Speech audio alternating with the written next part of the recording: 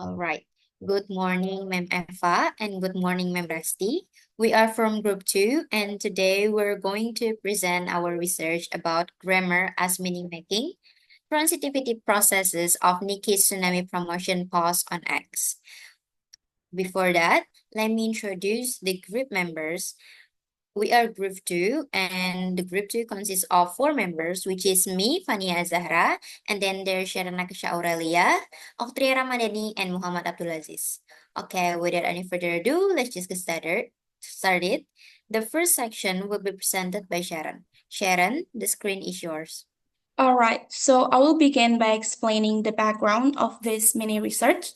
So, this study focuses on how grammar helps us convey meaning, not just through rules, but by expressing experiences, emotions, and relationships. We look at how clauses represent actions, participants, and circumstances, especially in digital communication. In today's social media environment, even short posts carry personal and emotional expression, and promotional messages are great examples of this. In this research, we analyzed posts from musicians, such as a post related to Tsunami by NIKI, to see how grammatical choices contribute to representing experiences and engaging with audiences.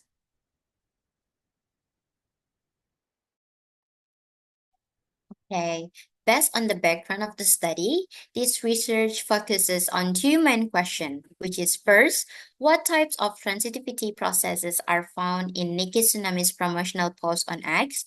And second, how are these transitivity processes used to represent action, feelings, and sensory experiences in the post? These questions guide the analysis and help us understand how meaning is constructed through language in digital promotion content.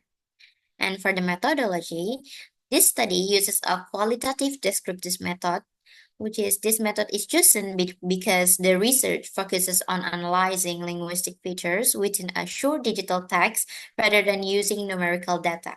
The analysis examined transitivity processes as meaning-making resources, following the systemic functional grammar framework proposed by Halliday and Matheson. The data consists of clauses taken directly from Niki's promotional post, and each clause is segmented and analyzed to identify its process types such as material, mental, and relational. After identifying this process type, the study interprets how each one contributes to representing experience in the post, especially in terms of emotions, sensory imagery, and promotional intent. Now, I will explain Niki's post that we analyzed in this research. The post that we have already highlighted says, Tsunami out July 26. Last one before the album drops for all you healed berries in your lover girl eras. I personally love this one so much, it makes me emo every time I listen to it. Feels like free falling head first into water in the warm balmy sun. First, I will explain the blue-colored clause, which shows a relational process. The clauses that categorize as a relational process are Tsunami out July 26 and last one before the album drops. This clause gives information and identification.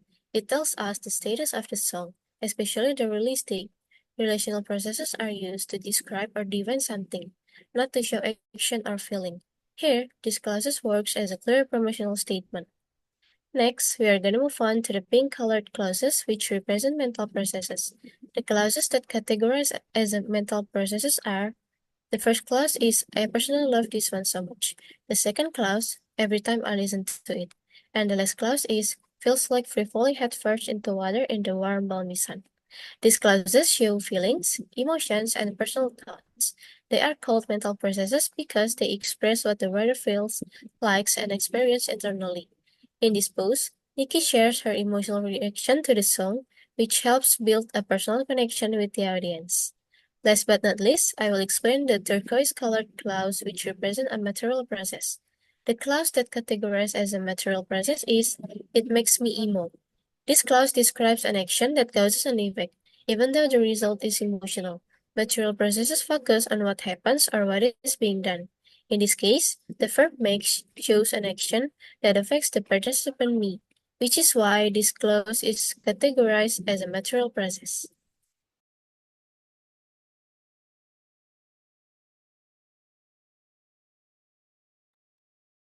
So here are the results of our analysis. In terms of process types, most of the clauses are mental processes, about half of them.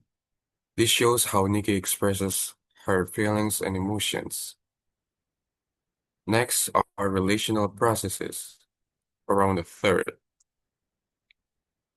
These are used to describe or identify. For example, when she talks about her fans as healed baddies, your lover girl Aries. And finally, there's just one material process, which is the action of announcing the release. For contextual functions, promotion takes the biggest share, with 2 clauses.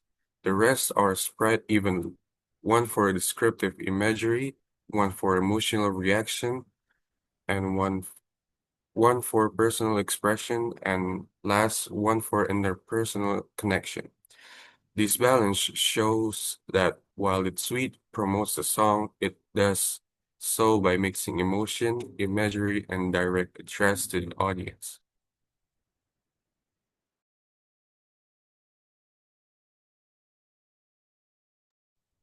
And now we are heading to the conclusion.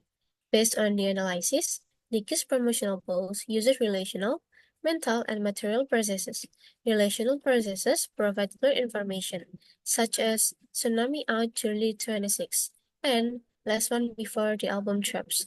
Mental processes express feelings and personal reactions, like I personally love this one so much. And material processes show cause and effect, as in it makes me emo. Overall, this study shows that transitivity works as a meaning-making tool in digital communication, making the post engaging and relatable to the audience. Okay, I think that's all from group 2. Thank you so much for your attention.